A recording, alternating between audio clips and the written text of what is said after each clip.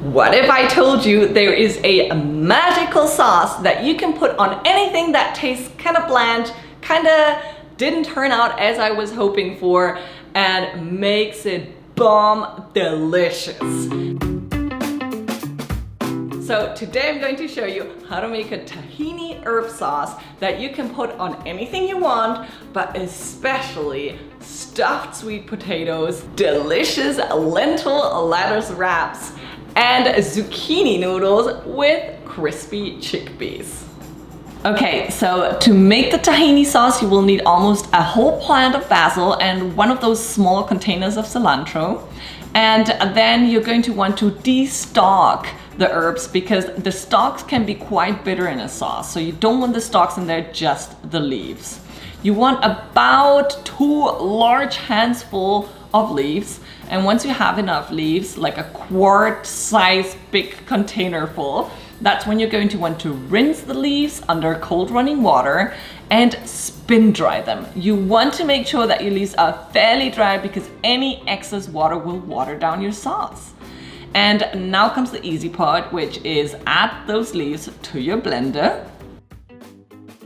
And then add 2 to 3 garlic cloves, depending on how garlicky you like your sauce, a tablespoon of honey, about 1/4 cup of rice vinegar, a little more is fine as well, a tablespoon of soy sauce or tamari, 2 tablespoons of extra virgin olive oil, and tahini, of course. I love my 100% unsweetened and unsalted sesame tahini, and I add 2 super extra mega full tablespoons of it because it's so yummy.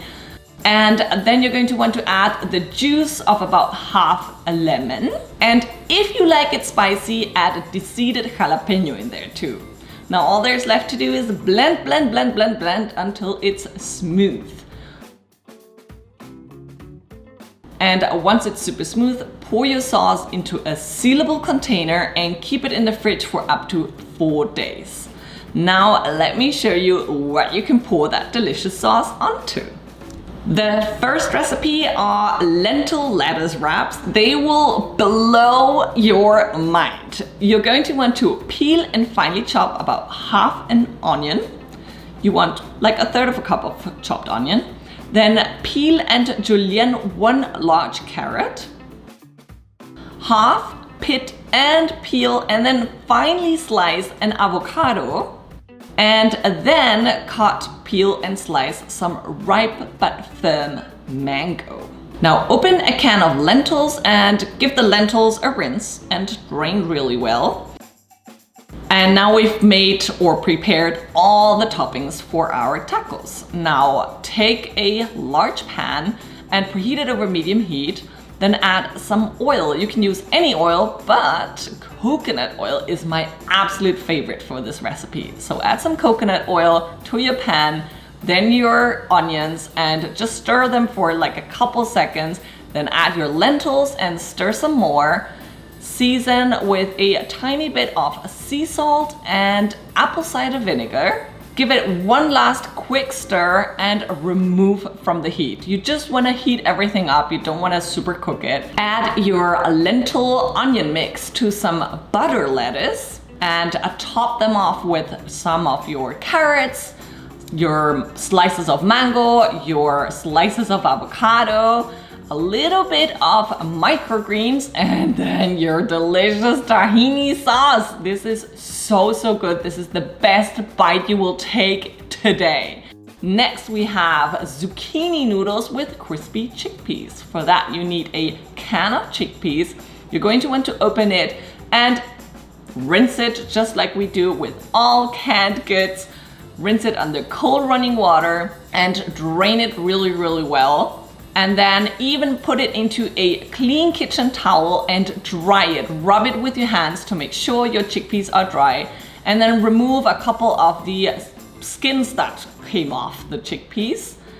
And now it's time to add them to a baking sheet. Spread them out a little bit. Add some avocado oil, sea salt, pepper, and then use your hands to mix everything up really well and spread everything out. You want everything nice and spread out on your baking sheet. Place it in your 400-degree preheated oven for approximately 25 to 35 minutes. Now get a large pan and preheat it over medium heat. Add some olive oil to it. Add your zucchini noodles to the large pan. Season them with a tiny bit of sea salt and stir fry for only 2 to 3 minutes. You want them to be bright and green and warmed up, but not soggy and overcooked. Once they have the perfect consistency, add about half of the zucchini noodles to your plate, about half of the crispy chickpeas as well, and then drizzle the delicious green tahini sauce on top of it and dive in. My third recipe idea are kale quinoa stuffed sweet potatoes. For that, you're going to have to cook your sweet potatoes first.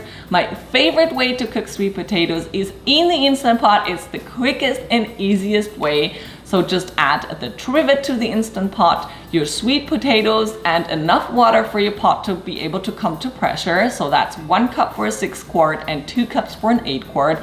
Put on the lid. Put the valve to the sealing position and then set your Instant Pot to 30 to 60 minutes depending on the circumference of your sweet potatoes. There is a guide for how long your sweet potatoes will need. I will link to it.